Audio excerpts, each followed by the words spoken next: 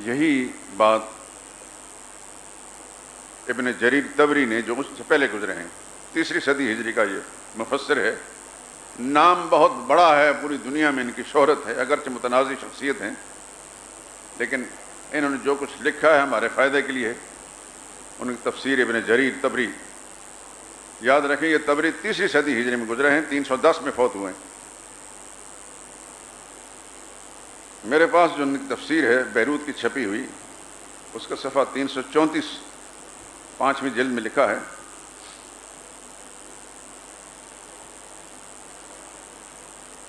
سورہ انعام کی آیت نمبر 50 کے ذیل میں لکھا ہے،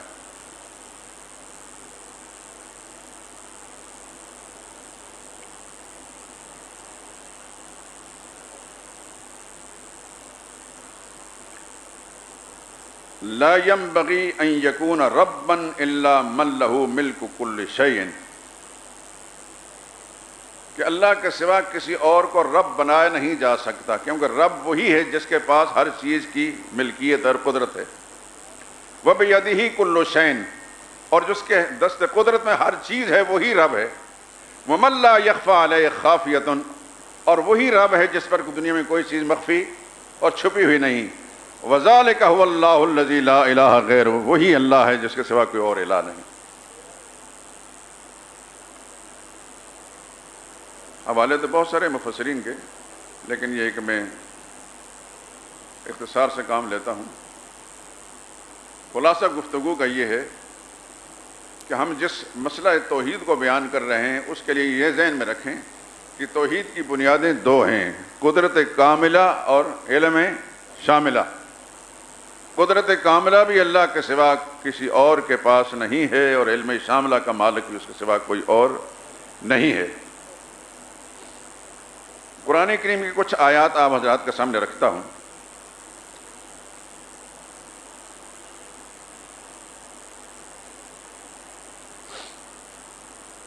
سورہ انعام کی آیت نمبر 102، بدیع السماوات والارض، وہ آسمان و زمین کا موجد ہے۔ موجد کسے کہتے ہیں؟ جس نے ایجاد کی۔ جو آدمی کوئی بلڈنگ بناتا ہے، کوئی پلازہ بناتا ہے، اس کو کیا موجد کہتے ہیں؟ موجد اسے کہتے ہیں کہ جس نے مٹیریل کسی اور سے نہ لیا ہو۔ آسمان بنائے، اس کا مٹیریل کہاں پڑا تھا؟ کس مارکیٹ سے لیا ہے پروردگار عالم نے؟ ذہن کو حاضر رکھیے۔ بدیع السماوات، موجد ہے آسمانوں کا، 7 آسمان کا مٹیریل کہاں پڑا تھا؟ دنیا کے کس ملک سے اللہ نے درآمد کیا؟ کس مارکیٹ سے لیا؟ آپ سمجھتے ہیں کہ نہ اس وقت کوئی مارکیٹ تھی، نہ کوئی ملک تھا، اللہ نے اپنی قدرت کاملہ سے اس کو موجود کیا۔ زمین کا مٹیریل کہاں تھا؟ اس کی مٹی، اس کے پتھر اور اس کے اندر جو کچھ بھی ہے، یہ کہاں تھا؟ کس ملک سے درآمد کیا اور کس مارکیٹ سے خریدا؟ جواب یہی ہے کہ نہ کوئی دنیا میں ملک تھا، نہ کوئی مارکیٹ تھی۔ اللہ نے جس طرح آسمانوں کو ایجاد فرمایا اپنی قدرت کے ساتھ، اس طرح زمین کو بھی ایجاد فرمایا اپنی قدرت کے ساتھ۔ کسی اور جگہ سے مٹیریل لے کر کوئی چیز بنا لینا یہ کمال نہیں ہے، اور اس کو موجد نہیں کہا جاتا۔ وہ خالق نہیں ہوتا، وہ صانع تو ہو جائے گا، خالق نہیں ہوگا۔ خالق اور موجد جو ہے صرف پروردگار عالم۔ بدیع السماوات والارض، ایجاد کرنے والے ہیں، موجد ہیں آسمانوں کے بھی اور زمین کے۔ انا یکون لہ ولد، اللہ فرماتے ہیں اللہ کے لیے اولاد تجویز کرنے والو، تم ذرا اپنی عقل سے کام لیتے ہوئے جواب دو، کیوں کر اس کے لیے کوئی بیٹا ہو سکتا ہے؟ ولم تکن لہ صاحبہ، اس کی تو بیوی بھی کوئی نہیں، اس کو بیوی کی ضرورت نہیں، اس کو اولاد کی ضرورت نہیں۔ بیوی کی اس کو ضرورت ہوتی ہے جو خدمت کا محتاج ہوتا، اولاد لینے کا محتاج ہوتا ہے۔ اولاد کی اس لیے ضرورت ہوتی ہے کہ میرے مر جانے کے بعد میرے نام کو زندہ رکھے گا۔ اللہ وہ ذات ہے جسے خدمت کی ضرورت نہیں، اس لیے بیوی کی ضرورت نہیں۔ جس پر موت نہیں، اس کو اپنا نام زندہ باقی رکھنے کے لیے کسی کی ضرورت نہیں، اس لیے اولاد کی ضرورت بھی نہیں۔ اللہ فرماتے انا یکون لہ ولد، او عقل کے مارے ہوئے لوگوں، نصیب کے ہارے ہوئے لوگوں، کیوں کر اللہ کے لیے اولاد تجویز کرتے ہو جبکہ اس کی بیوی بھی کوئی نہیں۔ وَخَلَقَ كُلَّ شَيْءٍ، اسی نے ہر چیز کو پیدا کیا ہے۔ وَهُوَ بِكُلِّ شَيْءٍ عَلِيمٌ، اور وہ ہر چیز کو جاننے والا بھی ہے۔ دونوں چیزیں، خلق کل شیء، ہر چیز کو اسی نے بنایا، آسمان و زمین کا موجد بھی وہ، یعنی یہاں بھی اس کی قدرت کام کر رہی ہے، ہر چیز کا بنانے والا بھی وہ ہے۔ بکل شیء علیم، ہر چیز کو جاننے والا بھی وہ ہے، علم بھی کامل، قدرت بھی کامل۔ ذالکم اللہ ربکم، یہی اللہ تمہارا پروردگار، لا الہ الا ہو، اس کے سوا کوئی عبادت کے لائق نہیں۔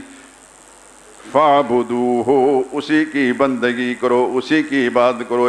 معلوم ہوا عبادت کے لائق وہی ذات ہے جو خالق بھی ہے، مالک بھی ہے، ہر چیز بنانے والا، ایجاد کرنے والا اور سب کچھ جاننے والا ہے۔ وَهُوَ عَلَىٰ كُلِّ شَيْءٍ وَكِيلٌ، ہر چیز کا کارساز بھی وہ ہے۔ دیکھا قرآن کریم کا کیسا اسلوب ہے، کاش ہم قرآن کریم کو غور سے پڑھیں۔ خدا کی قسم کبھی شرک کی وادیوں میں نہیں بھٹک سکتے اگر قرآن کریم کے الفاظ پہ غور کر کے اس کو پڑھیں۔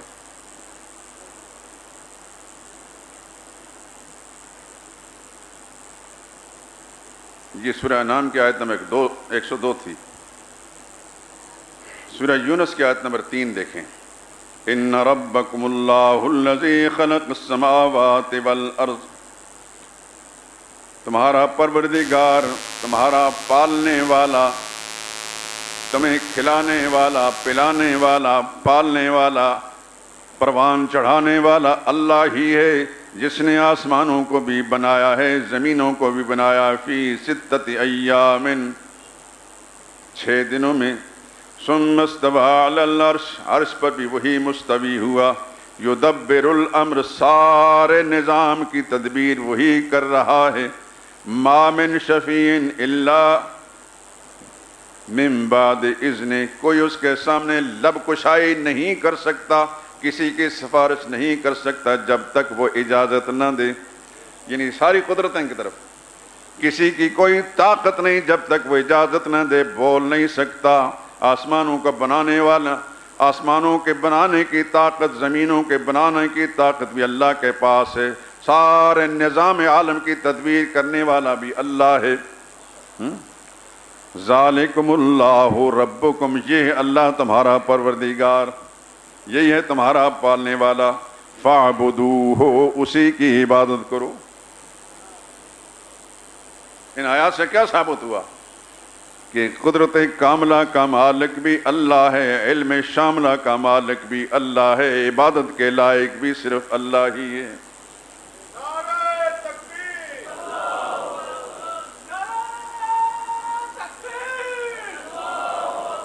جزاک اللہ۔ تیسری آیت سورہ اعراف کی آیت نمبر 56، ان ربکم اللہ الذی خلق السماوات، کیا اسلوب ہے قرآن کا، تمہارا پالنے والا اللہ ہی ہے، تمہارا رب اللہ ہی ہے۔ یہ رب کی صفت قرآن کریم میں بہت زیادہ آئی ہے، انسان کے ذہن کو اس طرح متوجہ کیا۔ ماں کے پیٹ میں بھی تمہارا رب وہی تھا۔ رب کسے کہتے ہیں؟ جو آہستہ آہستہ پروان چڑھانے والا ہو، اس کو رب کہتے ہیں۔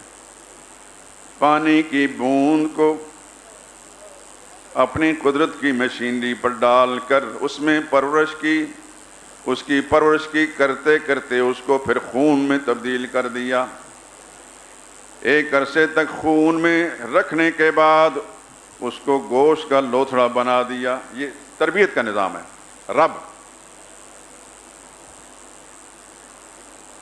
اور پھر ایک عرصے کے بعد گوشت کے لوتھڑے کے اندر انسانی یا مخلوق جو بھی بنائی اس کے اعضاء بنانا شروع کر دیے. جو آنکھ کے ذرات سے اس سے آنکھیں بنائیں، جو سر کے ذرات سے اس کے سر بنایا، جو کانوں کے ذرات سے اس سے کان بنائے، جو ہونٹوں کے ذرات سے اس سے ہونٹ بنائے، ناک والے ذرات سے ناک بنائی، بازو والے ذرات سے بازو بنایا، پیٹ والے ذرات سے پیٹ بنایا، ٹانگوں والے ذرات سے ٹانگیں اور پیر بنائے. یہ ساری تخلیق مکمل کرنے کے بعد آخر میں اس نے اپنے تربیت کے نظام کو مکمل کرتے اس میں روح ڈالی. رب اسی کو کہتے ہیں، یاد رکھیں.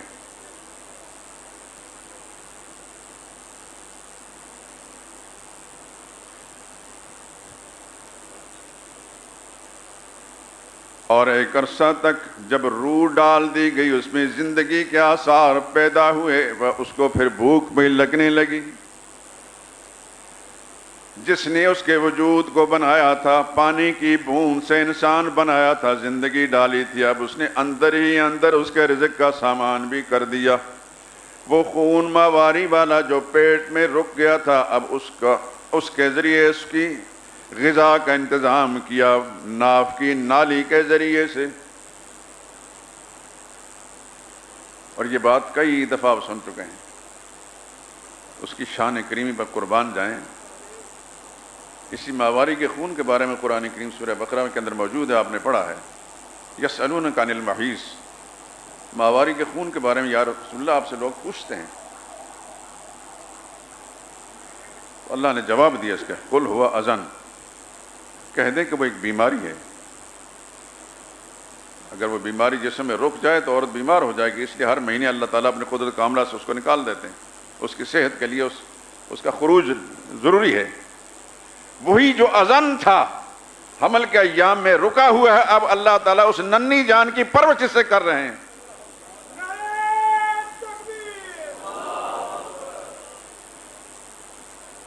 اللہ کی قدرتوں کو سمجھ سکتا ہے. سعدی نے کہا ہے، اے برطرز خیال و قیاس و گمان و وہم، اے اللہ تو بلند و بالا ہے ہمارے خیالات کی پرواز سے، ہمارے اندازوں سے، گمان سے، اوہام سے. وظہر چے گفتاند شنیدیم خواندائم، تیرے بارے میں جو کچھ کہا ہم نے سن لیا اور پڑھا ہے. دفتر تمام گشت، تیری قدرتیں، تیری صفات لکھ لکھ کر دفتر ختم ہو گئے، کلمیں گھس گھس کر ختم ہو گئیں. تو نے خود اعلان کیا ہے کہ سمندروں کو سیاہی بنا لیا جائے، درختوں کی قلمیں بنا کر اللہ کی قدرتیں لکھی جائیں، صفتیں لکھی جائیں. ما نفدت کلمات اللہ، اللہ کی صفات ختم نہیں ہوں گی.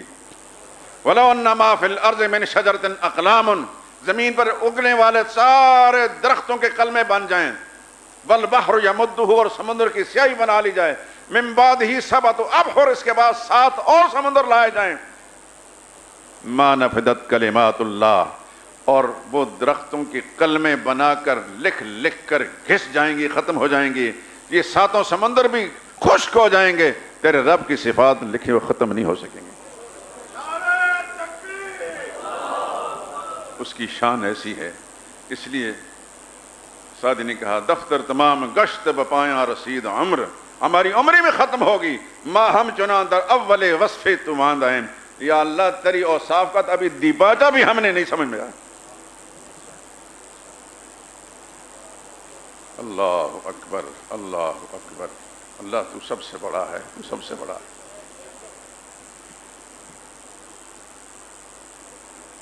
اور پھر اس خون سے جو اذن ہے، جو بیماری ہے، جو ایذا ہے، جو زہر ہے، اس سے پرورش کر رہا ہے. اور ایک عرصے کے بعد پھر دنیا میں بھیجنے کا فیصلہ کرتا ہے. اسی ننھی سی جان کو دنیا میں بھیجتا ہے جو اس وقت اس کیفیت سے دو چار ہوتا ہے، نہ ماں کو پہچانتا ہے، نہ باپ کو، نہ خاندان کو پہچانتا ہے، نہ فائدے کا پتہ ہے، نہ نقصان کا پتہ. دنیا میں آتا ہی ڈاکٹر یا دایا وہ رزق رسانی کا راستہ جو ہے کینچی لے کر ناف کی نالی کو کاٹ دیتی ہے ہمیشہ کے لیے. اب رزق کہاں سے آئے گا, کہاں سے کھائے گا؟ یہ بول بھی نہیں سکتا, بتا بھی نہیں سکتا کہ مجھے بھوک لگی ہے. البتہ بس رونے کی ایک آواز ہے وہ نکالتا ہے. وہ معلم اول, جو پہلا استاد جس نے اس کی فطرت کے اندر یہ چیز رکھی ہے, الذی خلق فسوی والذی قدر فہدی, وہ استاد ازلی جو ہے پروردگار عالم, اس نے اس کی غذا کا انتظام ماں کے سینے کے اندر, چھاتیوں کے اندر دودھ کی شکل میں پیدا کر دیا. دنیا کا کوئی استاد, پروفیسر, معلم, انجینئر, ڈاکٹر اس کو سمجھا نہیں سکتا کہ تو نے اپنی غذا کیسے حاصل کرنی ہے. لیکن استاد ازلی نے, پروردگار عالم نے اس کی فطرت نہیں رکھا کہ ماں کی چھاتیوں کے ساتھ لگتے ہی وہ اپنی غذا حاصل کرنا شروع کر دیتا ہے. اس کو کہتے ہیں رب. ان ربکم اللہ الذی, تمہارا پروردگار اللہ ہی ہے, الذی خلق السماوات والارض, جس نے آسمان بھی بنائے اور زمینیں بھی بنائی ہیں, بغیر کسی امداد کے, بغیر کسی جگہ سے مٹیریل حاصل کرنے کے, خود ہی اپنی قدرت سے مٹیریل بھی بنایا. 6 دن کے اندر یہ بنائے, پھر عرش پر مستوی ہوا, یعنی سارے نظام عالم کو چلانے کے فیصلے کرنے کے لیے. یغشی اللیل النہار, وہ رات کو دن پر اڑاتا ہے, یطلبو حسیساً, وہ دن دوڑتا ہوا چلاتا اس رات کے پیچھے. والشمس والقمر, سورج کو بھی اس نے بنایا اور چاند کو بھی. والنجوم, اور ستاروں کو بھی. مسخرات بامرہ, یہ سارے کے سارے اپنے اپنے کام میں لگے ہوئے اس کے حکم سے. اور دنیا والو, تم اگر سورج پوری طاقتیں خرچ کرنے کے بعد اللہ سورج نہ نکالیں تو تم نہیں لا سکتے, چاند نہ نکالیں تو تم نہیں لا سکتے. کر سکتا کوئی سپر پاور ایسی ہے دنیا میں جو اللہ کے نظام عالم میں دخل دے سکے؟ مسخرات بامرہ, یہ سارے کے سارے کام میں لگے ہوئے اللہ کے حکم سے. الا, سن لو, آگاہ ہو جاؤ. لہ الخلق والامر, وہی بنانے والا بھی ہے, وہی چلانے والا بھی ہے. امر بھی اسی کا ہے, یعنی اس نظام عالم کو چلانے کے لیے امر کرنے والا بھی وہی ہے, خلق پیدا کرنے والا, بنانے والا بھی وہی ہے. فتبارک اللہ احسن الخالقین, فتبارک اللہ رب العالمین, برکتیں اللہ ہی کے پاس ہیں جو سارے جہان کی پرورش کرنے والا ہے رب العالمین. ادعو, اب اصل وہاں تھا نا فعبدو, اسی کی بندگی کرو. یہاں فرمایا ادعو ربکم, اپنے رب ہی سے مانگا کرو, اپنے رب ہی سے مانگا کرو.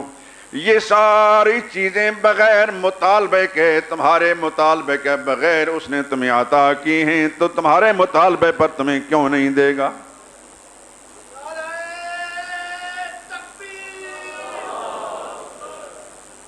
ادعو ربکم, مانگا کرو اپنے رب ہی سے, تضرعاً, گڑ گڑا کر, خفیتاً, چلانے کی ضرورت نہیں, چپکے سے بھی. آدھی رات کو تمہارے دل میں جو خیال اٹھتا ہے رب سے مانگنے کے لیے, اس نے فرمایا نحن اقرب الیہ من حبل الورید, ادعونی استجب لکم, مجھ سے مانگو میں تمہاری پکاروں کو سنتا بھی قبول بھی کرتا ہوں. کتنا قبول؟ اللہ نے فرمایا نحن اقرب الیہ منکم من حبل الورید, میں تمہاری شارک سے بھی زیادہ تمہارے قریب ہوں, تمہاری دل کی دھڑکنوں کو بھی جانتا ہوں. ولا تفسدوا فی الارض, اس کے سوا کسی اور سے مانگ کر زمین میں فساد مت مچاؤ. ودعوہ, اسی سے مانگو, خوفاً, ڈرتے ہوئے, طمعاً کے ساتھ. ان رحمت اللہ قریب من المحسنین, یقین جانو جو نیکی کرنے والے ہیں اللہ کی رحمت ان کے بڑے قریب ہوتی ہے. میرے دوستو, مردوں کے لیے قرآن خوانی تو ہم کرا لیتے ہیں, اور ہم نے سمجھا کہ قرآن اللہ تعالیٰ نے اسی مقصد کے لیے نازل کیا ہے. قرآن جو ہدایت نامہ ہے خدا کی قسم مرنا سب نے ہے. جس انسان نے اس دنیا کے اندر اللہ کی کتاب کے ساتھ وفا کی ہے اس کے لیے کسی قرآن خوانی کی ضرورت نہیں. وہ اپنا ایمان مضبوط لے کر گیا ہے, خدا کی رحمتوں میں شامل ہو چکا ہے. اور اگر جس نے قرآن کے خلاف ساری زندگی گزاری ہو, رب کعبہ کی قسم کھا کر کہتا ہوں دنیا بھر کے حافظ اور مولوی قرآن خوانی کرتے ہیں, اس کو ایک رائی کے دانے برابر فتن پڑتے گا.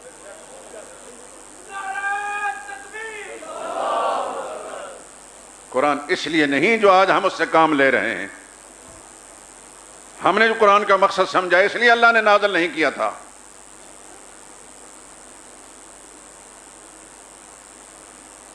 کتاب انزلناہ الیک مبارک, کھلا اعلان کیا یہ کتاب ہے, انزلناہ میرے پیغمبر ہم نے آپ کی طرف اتارے, بڑی برکت والی ہے.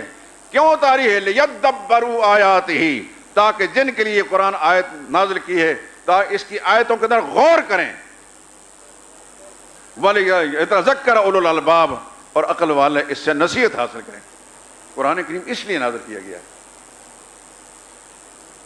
جھوٹی قسمیں کھانے کے لیے قرآن نہیں نازل کیا گیا. قرآن خوانی کرنے کے لیے قرآن نازل نہیں کیا گیا. نہ ہی پیغمبر خدا صلی اللہ علیہ وسلم کے زمانے میں ایسا کوئی کام ہوتا تھا. میری بات پہ اگر آپ حضرات کو شک ہو تو کسی صاحب علم سے پوچھئے, کسی جاہل سے نہیں, جس کو کتاب اللہ اور سنت رسول اللہ کا صحیح علم ہو, جو فقہاء اسلام کی عبارات کو صحیح سمجھتا ہو, جس نے اسلامی لٹریچر کو دیکھا ہو, جو کتاب کے ساتھ واقفیت رکھتا ہو, اسے پوچھئے کہ حضور کے زمانے میں, صحابہ کے زمانے میں, تابعین کے زمانے میں یہ قرآن خوانی ہوتی تھی کہ نہیں؟ یہ تو اس زمانے میں جب عمل سے ہم عاری ہو گئے تو دل میں ہمارے خیال آئے کہ قرآن خوانی کریں, شاید اس کا ثواب مل جائے. اللہ فقہاء کرام کو جزائے خیر عطا فرمائے. جو شخص اللہ کی رضا کے لیے قرآن پڑھتا ہے اس کو اللہ تعالیٰ اجر دیتے ہیں, وہ ثواب کا حقدار اور مستحق ہے. اگر وہ اپنی رضا اور خوشنودی کے ساتھ, اپنی چاہت کے ساتھ کسی مسلمان کو جو فوت شدہ ہے, اللہ سے دعا کرے یا اللہ اس کا اجر اس کو بھی دے دے, اس میں اس کو شامل فرما دے, کوئی بعید نہیں کہ اللہ تعالیٰ اس میں اس کو شامل فرما دے, لیکن اس میں لالچ اور طمع نہ ہو. یہ ہمارے زمانے میں جو قرآن خوانی ہوتی ہے, وہ سپارے پڑھنے والے, قرآن خوانی کرنے والے, وہ میں کہتا ہوں ورق گردانی کرنے والے, ورق گردانی کرنے والے وہ ایک پیشہ ور قسم کے لوگ ہوتے ہیں. بلانے والا اپنے مردے کو بخشوانے کے لیے ان کو لالچ دیتا ہے, کچھ پیسے بھی دوں گا, کھانا بھی کھلاؤں گا. وہ کہتے ہیں ٹھیک ہے جاؤ ورق گردانی کر کے آ جائیں گے, ہمیں کچھ نہ کچھ تو ملے گا. یہ ٹیمیں ہیں. شروع میں بھٹکے ہوئے لوگ یہاں بھی آئے, ہمیں کچھ حافظ چاہیے قرآن خوانی کے لیے. میں نے کہا یہاں کوئی حافظ نہیں ہوتے قرآن خوانی کے لیے, ہم نے ایسا کام کوئی نہیں کیا.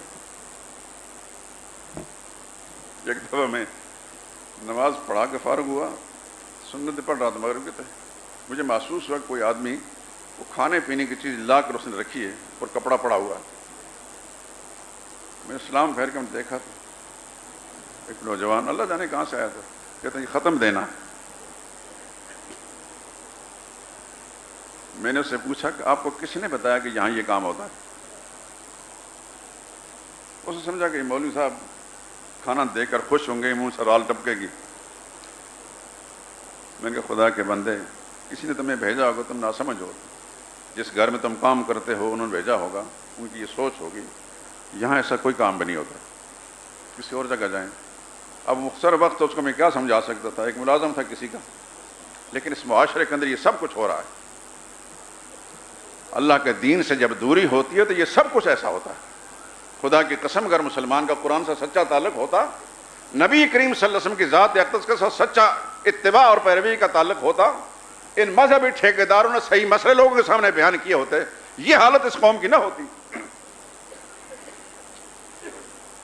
استحصالی طبقہ, یہاں سیاسی لوگوں نے بھی اس قوم کا استحصال کیا ہے.